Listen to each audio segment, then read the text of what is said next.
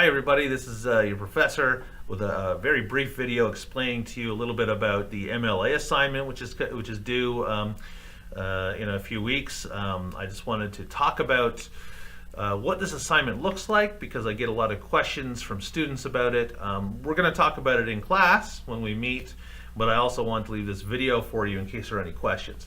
So the MLA assignment is meant to help you practice your the technical aspects of MLA formatting, MLA in-text citations, and the MLA works cited sheet, right? Those three components of the MLA formatting style. I've posted slides on the Canvas site.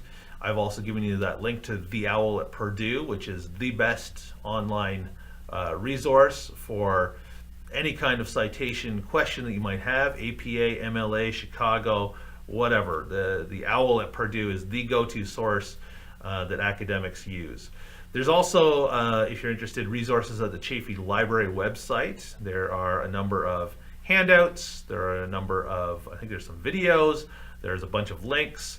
So please do use all these resources when you're working on your MLA assignment. Again, the MLA assignment which is coming up is just to help you practice the mechanics of MLA style. Okay. A lot of times when I use this assignment, I get a lot of questions about, well, what kind of material, a lot of questions from students asking me, well, what kind of material do I need to include with this? Do I need to write is this an essay on a specific topic? Do I need to choose specific books for this? Questions like that. And I understand why you would want to ask those questions, of course, because this is a project you think it's naturally think it's going to be another kind of essay, but this one is purely about mechanics, right? So for this assignment, for the MLA assignment, what you need to do is just choose three sources. It can be any three sources you want. You can go home and you can look at your bedside table, and let's say you have Harry Potter 1, 2, and 3 sitting by your nightside table. You could use those three. Or you can go online and you can find three sources. They don't even have to be good sources, right? You can go to three websites. You can go to BuzzFeed and find one of those listicles about the 17 best places to go have a smoothie in Long Beach or something. I don't know, right? Just some stupid article online. It really doesn't matter. The point of this assignment that we're doing, the MLA assignment, is purely mechanical, right? How do you cite that in a paper?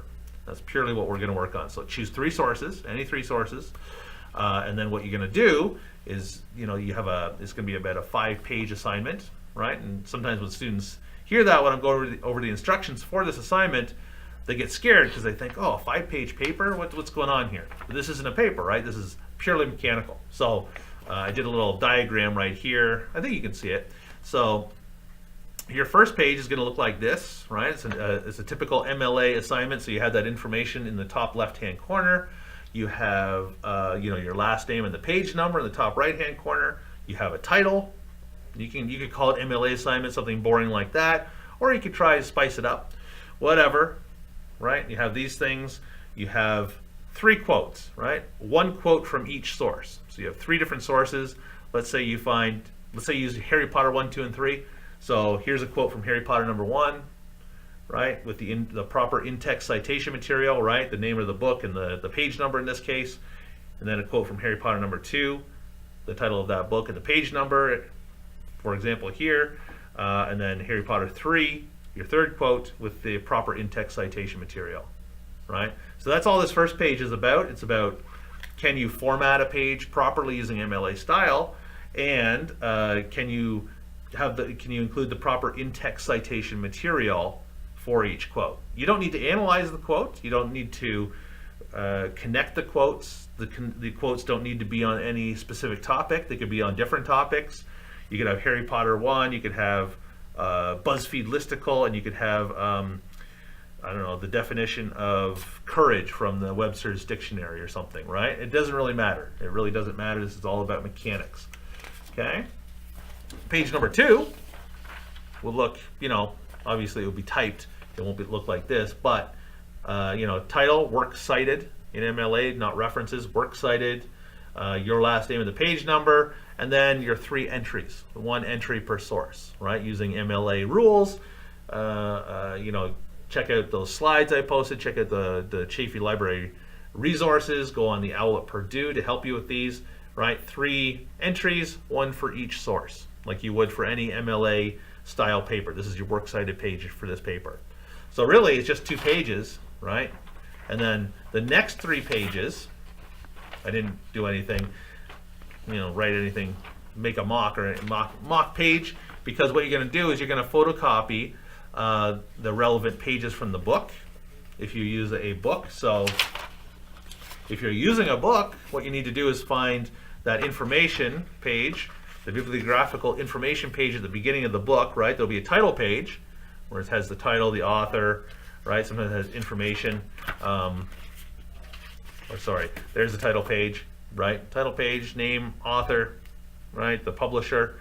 On the back of that page is what you want, right? This is the bibliographical information page right here for a novel, right? For, in this case, The Road, a novel by Cormac McCarthy.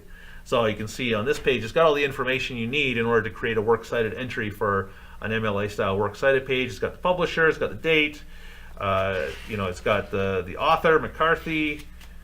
It's got everything you need in order to cite this book, okay?